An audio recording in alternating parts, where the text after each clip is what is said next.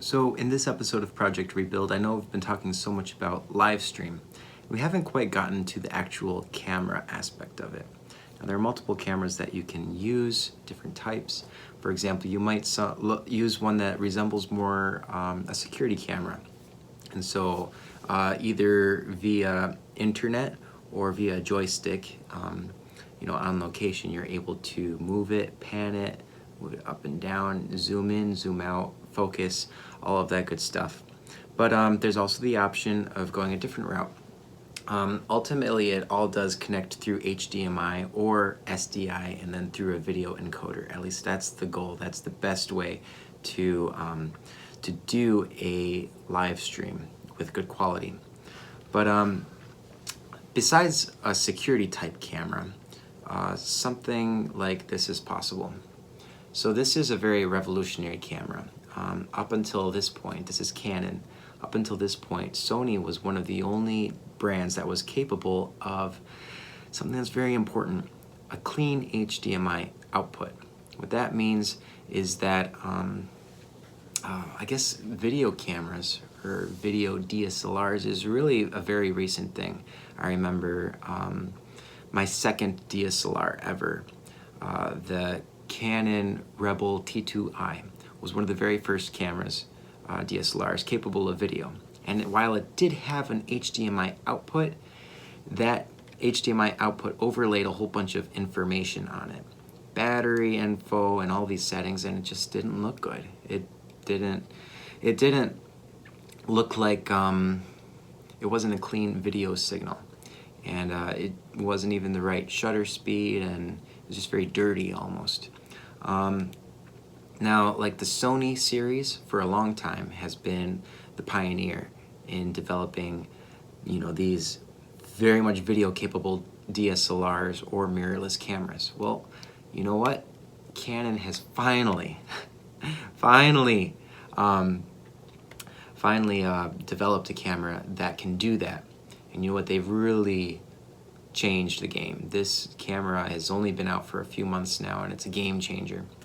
Now, if you look on the side, what we're most interested in is this HDMI output. There are multiple inputs or outputs. There's a headphone jack, there's a mic jack, there's like an intervalometer jack, which is like a remote control shutter release. There's a USB, but then there is a mini HDMI output.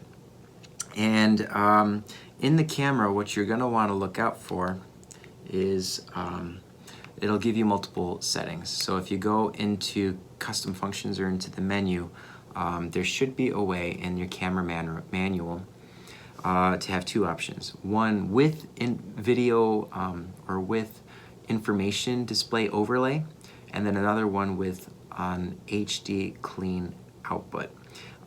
This particular one has two options for clean HD. The first one is FHD, which outputs in 60 frames per second, and then I think it's 1080p. And then the other one is 4K HD. I don't need that. I think for a lot of this OBS and this YouTube Live, you just won't need that. And so while using a camera like this, you're able to record via SD card slot. When you're doing live stream, you don't even use the SD card because you're not recording anything. All you're using and taking advantage of is that HDMI output. And so you'll need either something like this with a little HDMI, mini HDMI on it, and then outputs to an HDMI cord, full scale. And I guess this can go to couple different places.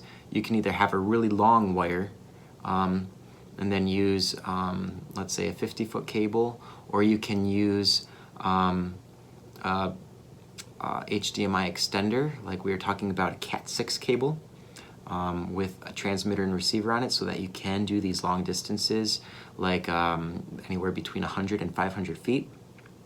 Or you can have something like, if you wanted to, you can pop the one end into the mini HDMI, and then over a horseshoe mount have a wireless video transmitter. So a couple different things are possible, but this camera, the Canon EOS RP, is really a game changer. And you know, if you're using anything Canon, like a Canon lens or something, you have the most crystal clear video ever. You know, this stuff is what people do wedding photographs with. And if that's the type of lens and camera you're using for your live stream, it is definitely going to look good. And people will notice. Honestly, it feels like you're there on location itself. And yeah, so I just wanted to give you a glimpse into Canons or into the cameras that can be used for live stream. You might use a camcorder. That's definitely a cheaper option. A camcorder that does have the ability to do an HDMI clean output. That's kind of the most important thing in all of this.